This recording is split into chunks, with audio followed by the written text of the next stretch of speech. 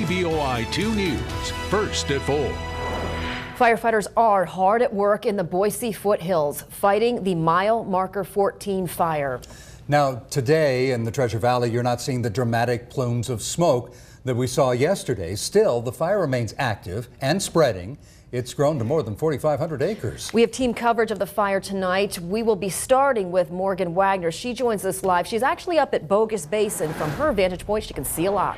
That's right, Britt and Natalie. The fire, I'm told, is about 50% contained at this point. In fact, I just talked to the BLM spokesman, and although it is not headed here towards Bogus Basin, it is going a few miles over this hillside towards the Roby Creek area. Now, if we turn to the video, you'll see there was a lot of air support today, and that's because overnight the crews were able to contain the south, east, and west flanks of the fire.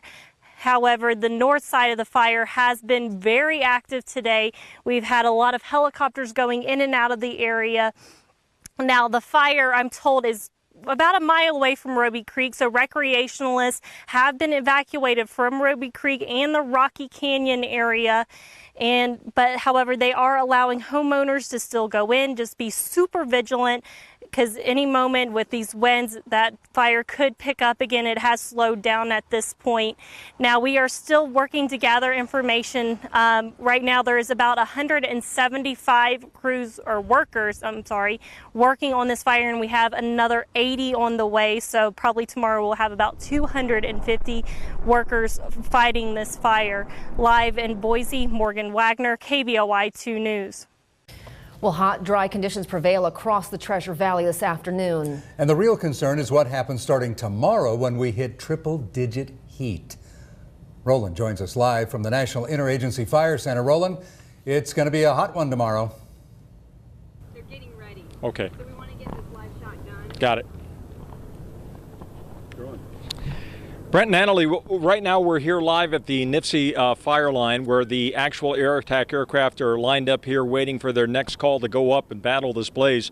And as you can see right now, we have a number of aircraft. The two airplanes you see down there, those are the King Airs. These are the actual lead aircraft we were talking about yesterday. When the airplanes actually guide the bigger tankers into the fire, it's those two King Airs that will actually lead the air attack aircraft in. And then behind that, we got a P-2V.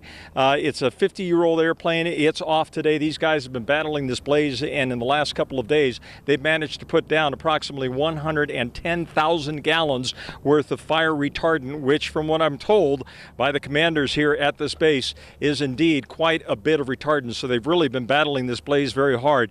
With me right now is Tim Barker from the National Weather Service. And Tim, we're talking about temperature readings tomorrow with this sunshine, with this dry air approaching 100 degrees. That's going to be a concern for not only what the fire has the potential to do, but also for those on the ground who are going to be battling the fire. Tell me a little bit about that. Yeah, when we get temperatures this high and the humidity goes lower as well, and so that can make fire conditions more active, and so we're certainly concerned about that tomorrow. Well, last night we saw quite a vertical plume.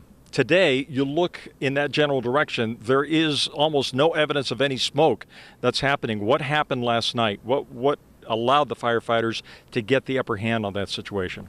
Well, weather certainly affects the environment, so a little bit different change in temperature or humidity can make a big difference in how the fire reacts. So luckily, nighttime they were able to get a good handle on a lot of the fire. And right now, what are the conditions like with the fuels on the ground, the combustibility of the fuels? What are we talking about? Yeah, so we're at the time of year where seasonally the grasses, those fine fuels, those have pretty much dried out and ready to burn. The higher timber fuels are still drying out, not quite at their peak yet, but they're getting dry as well. So certainly the next few weeks are our peak area of concern for this time of year, for peak fire season. Okay. Well, Tim, thank you very much. And the concern, again, is 100-degree temperature readings tomorrow. That's going to be extremely hot, especially for those on the ground. One of the things that the incident commanders told me here just a few minutes ago, Brent and Natalie, is that last night they managed to box the fire. They put down retardant brakes on both the left flank, the right flank, and also on the heel or on the edge, the starting edge of this fire.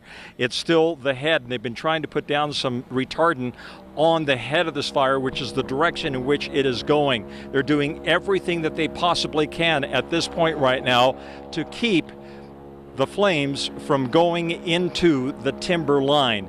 They understand what that means when it goes into that range. And so not only that, not only the aircraft doing that, but the ground people are out there. We have many, many firefighters on the line who are pounding this fire up. They're starting up the King Air right now. That is one of the Air Talk Air bosses. He's the one that orbits the fire, and then we'll also be leading the people in. So lots of activity still going on here at the NIFC headquarters, but the weather tomorrow, definitely a concern. Back to you guys in the studio. And here's a look at what those planes can do, as Roland was just mentioning. Yeah, 3 air tankers have been working all day, dropping fire retardant to block the advancing flames. Now, Kelsey McFarland explains fire managers have it down to a science. She continues our team coverage. I'll take a look here. This is one of the air tankers that have been flying out in and out since early this morning out of this base camp. They've been unloading and refilling fire retardant. Now, while aircraft is only part of the equation in putting out the flames, it certainly takes a lot of manpower to maintain. 26 flights and 61,000 gallons of fire retardant came in and out of this air tanker base at the National Interagency Fire Center in Boise Tuesday. 50,000 gallons were flown all the way from Pocatello. And it is jet powered, so he can get out there, make his drop, and return and reload pretty quickly. The planes used in today's flights range from RJ-85s holding 3,000 gallons of retardant to single-engine airplanes holding about 800 gallons. But they weren't always designed to fight fires. Commercial companies such as these that we see on the tarmac today acquire passenger planes or planes that probably have been used for commercial air use, and then they convert them. They have to be modified to add tanks and checked to meet regulations. Once the planes are ready for firefighting, they're loaded at these pits where crews transport, mix, and load up the retardant, which is mixed on a case-by-case basis. Salt, fertilizer, phosphates, some type of phosphates and such, and then color.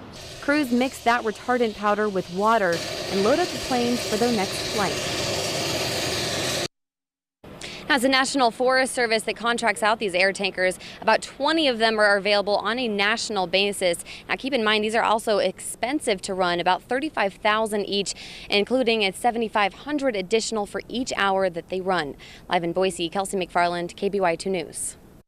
One road is closed due to the fire. Scott Logan has those details. He's here live in studio. Well, here's a look at Highway 21, and just to the west of that is Rocky Canyon Road. It's now closed because crews are concerned that a shift in the wind could cause the mile marker 14 fire to spread toward the road. Crews say they don't want to jeopardize the safety of the public and firefighters if that were to happen.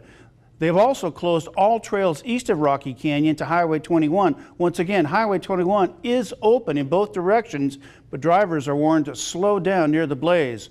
Live in the studio, Scott Logan, KBY2 News. And we should mention that power is back on for more than 2,500 people living near the fire.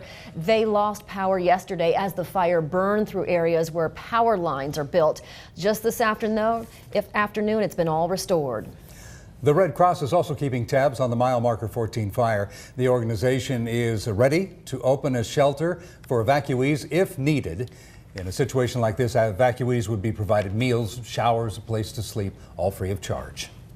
For continuing coverage of mile marker 14 fire, make sure to tune in to the bottom of the hour. We'll have more live reports and on KBOI2 News at 5:30, 9, and 10. Also, head to our website, KBOI2.com, and of course, follow us on social media and be sure to download our KBOI2 mobile app on your phone. Now to another fire, this one north of Idaho City. More than 200 firefighters are currently battling the Pioneer Fire. So far, the blaze has scorched more than 500 acres. Smoke can be seen from Idaho City and Centerville, also Pioneerville. But crews say the fire is headed northeast away from those communities. No structures are threatened at this time, the cause still unknown.